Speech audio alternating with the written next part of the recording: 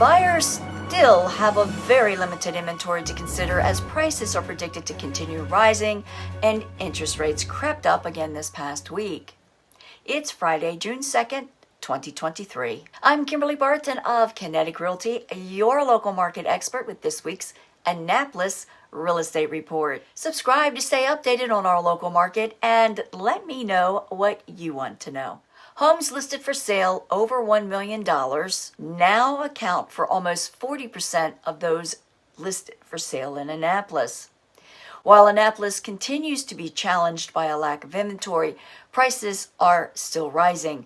Mortgage rates ticked up this past week and additional hikes might be coming, but if you are waiting for the interest rate to drop, there are others out there waiting too. That means that if the rate does drop at any point where it's attractive enough to get buyers off the fence, more buyers entering an already inventory challenged market will likely create bidding wars and higher prices. So if you want to move, buy the house now and move.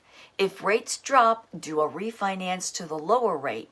The longer you wait to buy, the more you're paying for the house and losing out on paying down the mortgage. Homes for sale dropped to 91 this week in all three active zip codes of Annapolis. Only 2 new properties hit the market since my last report. 35 homes are poised to hit the market as coming soon. 12 homes went under contract and 9 went pending, both declining this week, but it was a big week in Annapolis with the United States Naval Academy commissioning week, graduations, and Memorial Day weekend. 26 sold over the past week, selling in just 5 days at 101.5% list to sold ratio. The highest priced home to sell was a waterfront in Cape St. Clair for $2,500,000. Homes for lease fell again this past week to 18 at 8 median $28.50 per month and leasing in 15 days.